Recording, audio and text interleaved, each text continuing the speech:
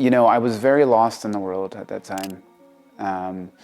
Not just in the military, but in life in general. You know, I mean, I was only 22, but I was very disillusioned with whether I wanted to continue in the military. There I was, just kind of lost in the world. And I got a camera and decided, hey, I'm gonna take the camera out to shoot on the weekends, you know, just to find something to do. I was kind of discouraged by the past couple weeks because I was like, you know, the portrait photography, the meetups, you know, it wasn't for me, you know.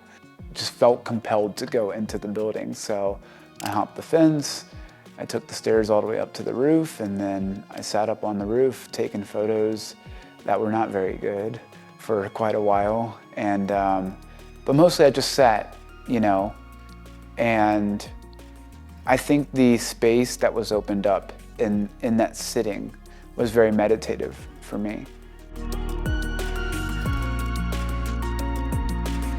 know, when I went through being incarcerated and I went through, you know, having the police use my military background against me, and when I was creating work after that for a little while, it felt like I was fighting against something because I had to find an enemy in my head. But as I went through the healing process of that and I came back to how I started out, there was no enemy. It was just, this is what I feel called to create, and so this is what I want to create, right? I think I've just grown, you know, from a place of I've already gone through the worst. And I don't even want to point the finger at, you know, the police in Cincinnati. That was something that happened to me, but what happened within me is what's changed, you know. And so I realized that if I really wanted to embody my work and I really wanted to grow beyond that, that I not only had to see everyone I considered an enemy, no matter what they had done to me, as myself, but I also had to let go of the desire to accumulate power.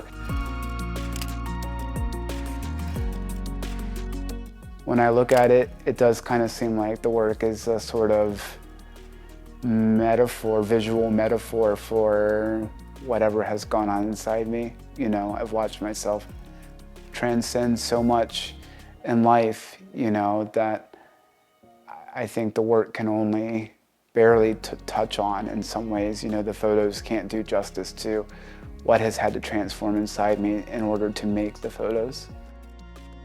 I was at a art fair in New York, and I walked up to my friend Robert Mann's booth, and he had this one picture, and I said, "What's that?" I said, "That's visually incredible."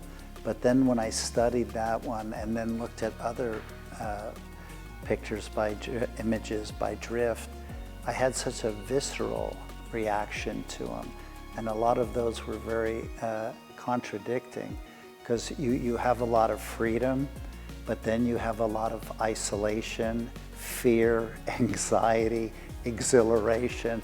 So you had all this great feeling on one side and all these darker feelings on the other, you know, kind of coalescing together. That's why I found the work so interesting.